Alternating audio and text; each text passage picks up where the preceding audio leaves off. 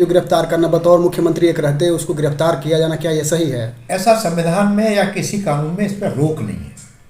मुख्यमंत्री को कहीं पर भी प्रिविलेज नहीं मिला हुआ है कि उनको आप अरेस्ट नहीं कर सकते या उन पर मुकदमा नहीं चला सकते, क्योंकि कानून में कहीं पर ऐसा प्रतिबंध नहीं है। अगर प्रतिबंध नहीं है तो उसके हिसाब से जो इन्वेस्टिगेटिंग एजेंसी हैं वो अपना काम करती है। ये दूसरा केस है जबकि सिटिंग मुख्यमंत्री को अरेस्ट किया गया। झारखंड में हेमंत सोरेन को अरेस्ट किया गया, ठीक। अब केजरीवाल जी को अरेस्ट किया गया दिल्ली में। तो ये पहली बार हिंदुस्तान की राजनीति में ये पहले 2 उदाहरण हैं जहां सिटिंग मुख्यमंत्री को अरेस्ट किया है। तो मतलब कि ये लोकतंत्र के लिए कितना जायज़ है? लोकतंत्र पे खतरा है।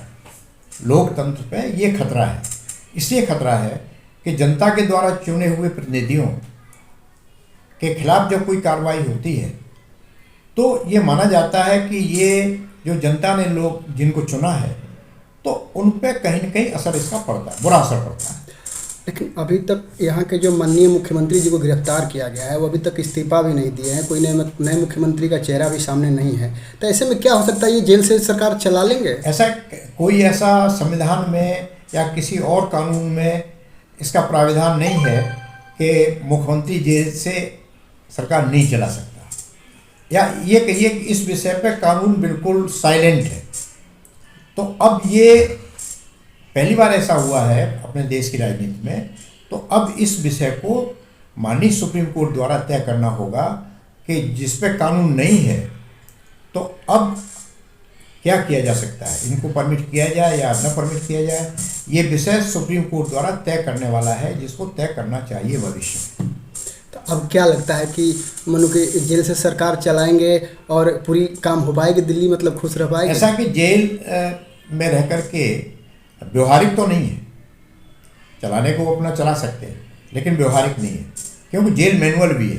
तो जेल मैनुअल में मिलने का जुलने का सब प्रतिबंध है, तो उन प्रतिबंधों के तहत सरकार चलाना बहुत मुश्किल है।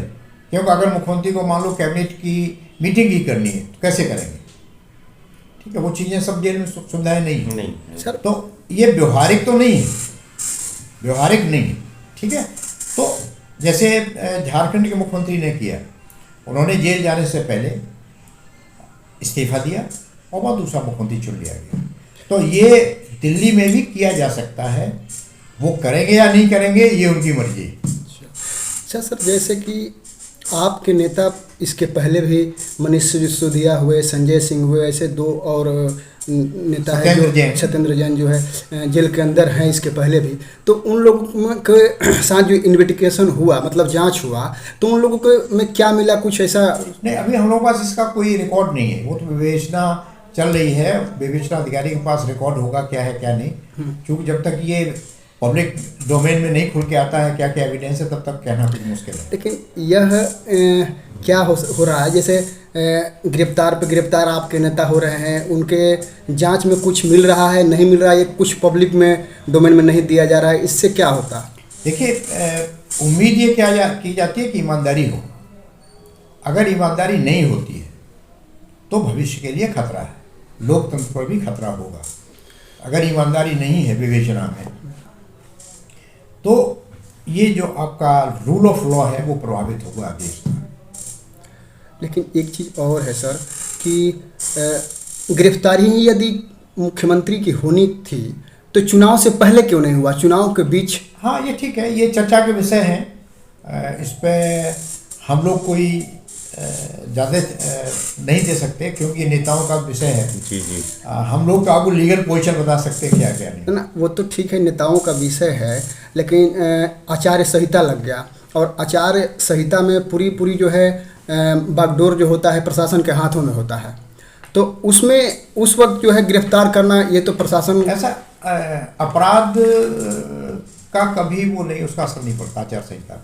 अगर अपराध कोई करता है, अगर कोई अपराध उस किसी को आरोप लगता है तो वो अरेस्ट किया जा सकता है। आचार संहिता का इस पर कोई फर्क नहीं पड़ता। इसमें कोई अगर मान लो इसको मान लें ऐसे ही, मान लें किसी ने हत्या कर दी, क्या होगा? तो आचार संहिता के नाम पर उसको फ्री नहीं छोड़ा। नहीं है ना, वो तो ठीक है, कोई हत्या कर देता है या कोई जुर्म करता है, कोई भी अपराध कर दे, कोई भी अपराध है, वहाँ तक तो सही है। लेकिन ये जो जांच चल रहा है इसका तो भी ये आपराधिक जांच है। ये जांच वैसी जांच नहीं है, ये आपराधिक जांच है। तो आपराधिक जांच में तो आचार संहिता का कोई उसका प्रभाव नहीं पड़ता है। अच्छा, एक चीज़ और है, इसे भी सुनने में आ रहा है कि भारतीय जनता पार्टी के द्वारा बहुत से कंपनियों से चंदा लिया गया है, वो भी कहीं ना कहीं मैंने सब पब्लिक डोमेन में आ रहा है, लोग इस पे तरह तरह की बातें कर रहे हैं, तो क्या वो सच है या फिर? अब हम लोग नहीं बता सकते। अच्छा, सही है गलत है हम लोग नहीं कह सकते कुछ भी, क्योंकि हम लोगों के पास उसका न कुछ साक्ष्य है, न उसकी कोई एविडेंस है, न रिकॉर्ड है। उसका एविडेंस अभी कोई कोर्ट में नहीं है? नहीं, कोर्ट में होगा, हमारे पास नहीं। तो अब क्या लग रहा है, दिल्ली के मुख्यमंत्री को मतलब कि रिहा या फिर बेल मिल सकता है? या कोर्ट में जाएंगे, एविडेंस क्या है कोर्ट देखेगा कि उनके खिलाफ ऐसी एविडेंस कोई है कि नहीं। अगर एविडेंस उनके खिलाफ होगा तो कोर्ट का विवेक होगा, उनको छोड़ा जाए न छोड़ा जाए, या किस तरह की एविडेंस उनके पास है।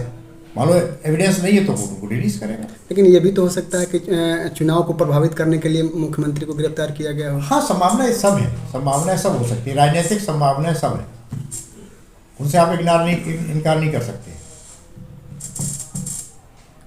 धन्यवाद सर।